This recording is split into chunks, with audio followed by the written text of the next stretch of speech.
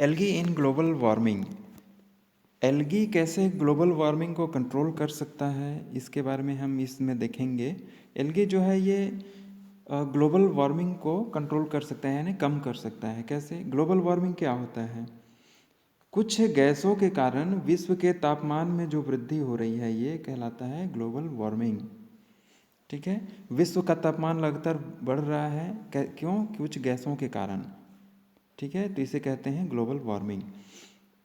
कुछ गैसेज, कौन कौन सी गैसेज हैं? जैसे CO2 सबसे ज़्यादा जिम्मेदार है ग्लोबल वार्मिंग के लिए। लगभग 81% जो ग्लोबल वार्मिंग हो रही है CO2 गैस के कारण हो रही है। 10% मेथेन गैस के कारण CH4। ठीक है, 7% जो है नाइट्रस ऑक्साइड गैस के कारण। ठीक है, ये भी पॉल्यूशन के रूप में फैक्ट्रियों से निकलता है, ईंधन जब हम जलाते हैं ना। फ्लोरिनेटेड गैसेज, जैसे आपने क्लोरोफ्लोरोकार्बन नाम सुना होगा, इसके कारण 3% ग्लोबल वार्मिंग हो रही है। ठीक है, तो ये जो गैसेज हैं, इसमें सबसे ज़्यादा जो जिम्मेदार है ग्लोबल वार्मिंग के लिए, ये है CO2 गैस। तो CO2 गैस कैसे निकलता है? बहुत सारे जो हम ईंधन यूज कर रहे हैं, पेट्रोल, डीजल, ठीक है, ये इनसे क्या निकलता है? CO2 ही सबसे ज़्यादा मात्रा में जलने पर इनके निकलता है। तो CO2 चूँकि ग्लोबल वार्मिंग भी बढ़ा रहा है, तो अगर हम CO2 की मात्रा को कंट्रोल कर लें, ठीक है, तो क्या होगा? ग्लोबल वार्मिंग भी कंट्रोल हो जाएगा, यानी कम हो जाएगा। तो एल्गी जो है, क्या होता है कि एल्गी चूँकि हर जगह पाए जाते हैं, है ना। हमारे धरती में तो लगभग 70% पानी ही पाया जाता है सरफेस पे ना, समुद्र में या दूसरे स्रोतों से पानी ही पाया जाता है। तो वहाँ पर एल्गी काफ़ी मात्रा में ग्रो करता है ना। सूक्ष्म एल्गी, जो छोटे साइज के एल्गी होते हैं। तो एल्गी जो है जब अपना फोटोसिंथेसिस करता है, ठीक है, फोटोसिंथेसिस जब करता है, तो CO2 गैस को ये उपयोग में लाता है। CO2 गैस को अवशोषित कर लेता है और उससे क्या बना लेता है? ग्लूकोज, C6H12O6, आपने सुना होगा ना। तो जो ये ग्लूकोज बनता है, इसमें जो ये कार्बन आया, ये कहाँ से आया? ये CO2 गैस से आता है। ठीक है, CO2 गैस को ये अवशोषित कर लेते हैं। पेड़ पौधे भी अवशोषित करते हैं, परंतु चूँकि एल्गी ज़्यादा मात्रा में हर जगह पाए जाते हैं, तो इसलिए भी ये काफ़ी इम्पोर्टेंट है। माना जाता है कि लगभग 50% जो ऑक्सीजन निकलता है ये फोटोसिंथेसिस में ना, तो वो एल्गी के द्वारा निकलता है। मतलब फोटोसिंथेसिस काफ़ी ज़्यादा मात्रा में एल्गी के द्वारा भी होता है। तो फोटोसिंथेसिस में CO2 गैस की मात्रा को कम करेगा ये ना, क्योंकि वो अवशोषित कर लेता है। तो एक तरीका तो ये हो गया कि एल्गी जो है कैसे CO2 गैस को अवशोषित कर लेती है, तो फोटोसिंथेसिस के द्वारा। तो ये CO2 के मात्रा को कम कर रहा है। ठीक, और एल्गी को हम आर्टिफिशियली भी उगा सकते हैं, उसके बारे में आगे देखेंगे। यहाँ पे वही लिखा है, देखिए क्या, एल्गी के द्वारा काफ़ी मात्रा में CO2 अवशोषित कर प्रकाश संश्लेषण में उपयोग कर ली जाती है। ठीक है, जिससे CO2 की मात्रा में कमी आती है, और CO2 की मात्रा में कमी आने से ग्लोबल वार्मिंग में भी कमी आती है। ठीक है, यही बात हमने डिस्कस की ऊपर में। हाई लेवल ऑफ CO2 अगर रहेगा तो क्या होगा? वो ग्लोबल वार्मिंग और ज़्यादा बढ़ाएगा।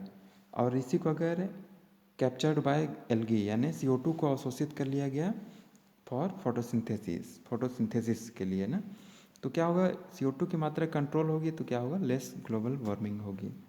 यही बात हमने डिस्कस की है अभी ऊपर में। ठीक है, CO2 को हम आर्टिफिशियल तरीके से बाइकार्बोनेट आयन में भी चेंज कर सकते हैं ना। तो अब फिर बाद में इस बाइकार्बोनेट आयन को माइक्रो एल्गी के कल्टीवेशन में उपयोग कर सकते हैं। माइक्रो एल्गी यानी जो छोटे साइज के शैवाल होते हैं, छोटे साइज के एल्गी होते हैं, सूक्ष्म एल्गी, उनको हम कल्चर कर सकते हैं। ओपन तालाब में भी कल्चर कर सकते हैं, या बड़े बड़े कंटेनर में जिसमें प्रकाश अंदर बाहर जा सके, तो उसमें हम उनको कल्टीवेट कर सकते हैं, कल्चर कर सकते हैं। तो माइक्रो एल्गी के कल्टीवेशन के के द्वारा भी CO2 को अवशोषित करने का प्रयास चल रहा है। ठीक है, ऐसा किया जा रहा है कि ज़्यादा से ज़्यादा CO2 को हम इनको कल्टीवेशन करके अवशोषित कर लें। नेचुरली तो पाए ही जाते हैं एल्गी, है ना, ग्रो करते हुए पानी में, परंतु हम आर्टिफिशियली भी इसको बड़े बड़े कंटेनर्स में या पॉन्ड्स में तालाब बनाकर इसको कल्टीवेट कर सकते हैं। तो यानी हम एल्गी कल्टीवेशन की फैक्ट्री लगा दें, ठीक है, फैक्ट्री भी कह सकते हैं, जहाँ पे बायो रिएक्टर के में इनको ग्रो किया जाएगा, है ना। तो ऐसा भी किया जा सकता है। तो इसको और ज़्यादा कल्टीवेशन को बढ़ाकर हम CO2 को कैप्चर कर सकते हैं। ठीक है, CO2 को, ठीक है। इसके अलावा भी एल्गी और एक तरीके से फ़ायदेमंद है। कैसे? एल्गी के बारे में हमने पढ़ा है कि ये हाइड्रोजन गैस को प्रोड्यूस करता है। ठीक है, कुछ कुछ एल्गी हैं जैसे क्लेमाइडोमोनास रेनहार्डटाई, इसका नाम आपने पढ़ा है, जो कि जैव ईंधन के रूप में उपयोग करने लायक हाइड्रोजन गैस को निकालता है ना। तो हाइड्रोजन गैस को हम ईंधन के रूप में उपयोग कर सकते हैं। ये इको फ्रेंडली बायोफ्यूल है, यानी जैव ईंधन है, और इसके जलने पर CO2 गैस नहीं निकलती है। ठीक है, तो एल्गी से देखिए इसको हम प्रोड्यूस कर रहे हैं हाइड्रोजन गैस को, है ना, और इसमें से CO2 नहीं निकलती है। वर्तमान में जो हम यूज करते हैं पेट्रोल डीजल, उसमें बहुत ज़्यादा मात्रा में CO2 निकलता है। अगर हम एल्गी को कल्टीवेट करें और ज़्यादा मात्रा में, तो वो CO2 को तो अवशोषित करेगा ही, साथ में H2 गैस भी निकालता है। कुछ कुछ प्रजातियाँ ऐसी हैं। ठीक है, तो H2 गैस को हम प्राप्त करके, इस पर भी रिसर्च चल रहे हैं, H2 गैस को हम प्राप्त करके ईंधन के रूप में उपयोग करेंगे तो उससे कम से कम CO2 निकलेगा। तो वातावरण में जो CO2 फैल रहा है उसको भी हम कम कर देंगे। एक तो अवशोषित कर रहा है, और दूसरा ये हाइड्रोजन गैस जैसे ईंधन बनाने में उपयोग अगर किया जाए तो इन ईंधनों से CO2 कम मात्रा में वातावरण में जाएगा। तो जब वातावरण में कम CO2 जाएगा तो ग्लोबल वार्मिंग यहाँ पर भी कंट्रोल हो रहा है ना। यानी CO2 निकलने की प्रक्रिया में भी रोक लगा सकते हैं कि कैसे, हाइड्रोजन गैस को ईंधन के रूप में ज़्यादा से ज़्यादा इस्तेमाल करके। ठीक है, इसके अलावा इससे एथेनॉल भी हम प्राप्त कर सकते हैं। एल्गी से कुछ शुगर से कार्बोहाइड्रेट हम निकालते हैं, उनको अगर हम फर्मेंटेशन करें तो एथेनॉल में इसको बदल सकते हैं। ठीक है, फर्मेंटेशन की प्रक्रिया में क्या होता है, शुगर एथेनॉल में बदल जाता है, और एथेनॉल बहुत अच्छा ईंधन है। ठीक है, ईंधन के रूप में इसका उपयोग किया जाता है, जिसमें काफ़ी कम मात्रा में CO2 निकलता है, क्योंकि इसमें एथेनॉल में कार्बन होता है ना, और एनर्जी की तुलना में काफ़ी कम CO2 इससे निकलता है। तो ये भी इको फ्रेंडली है। ठीक है, इसी को मैंने यहाँ पे लिखा हुआ देखिए। एल्गी से अगर हम बात करें, एल्गी से अगर जो बायोफ्यूल हमको मिलता है H2 गैस और एथेनॉल, तो इनके जलने पर या तो बिल्कुल CO2 नहीं निकलती, या बहुत कम CO2 इवॉल्व होती है, मतलब निकलती है। जबकि जो फॉसिल फ्यूल हैं, जो कि पेट्रोलियम से बनाते हैं ना, पेट्रोल डीजल, इनसे बहुत ज़्यादा मात्रा में CO2 निकलती है। तो अगर हम एल्गी के को बायोफ्यूल प्रोडक्शन में यूज करें तो उससे जो हमको बायोफ्यूल प्राप्त होंगे वो कम नुकसानदायक होंगे। कम नुकसानदायक मतलब कि कम CO2 को बाहर निकालेंगे वातावरण में।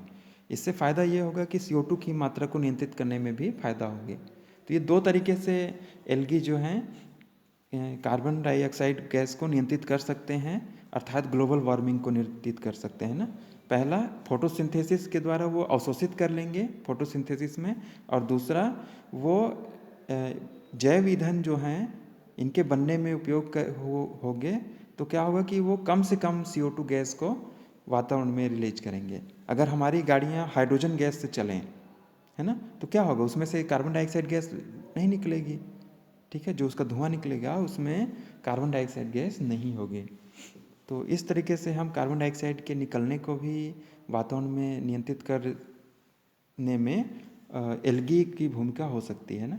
तो एल्गी ग्लोबल वार्मिंग को कंट्रोल करने में बहुत ही ज़्यादा महत्वपूर्ण हो सकता है ये।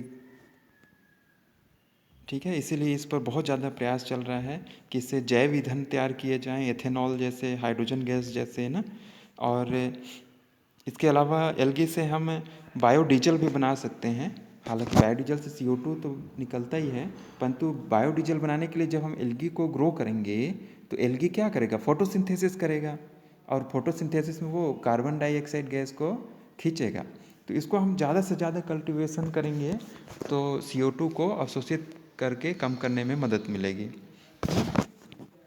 और हाइड्रोजन गैस और एथेनॉल तो कम कार्बन डाइऑक्साइड गैस निकालते हैं, इसलिए भी ये काफ़ी इको फ्रेंडली हैं। ठीक है, तो इस तरीके से, दो तरीके से ये काफ़ी इम्पोर्टेंट हो सकता है। तो इसके बारे में हम इतना ही देखते हैं।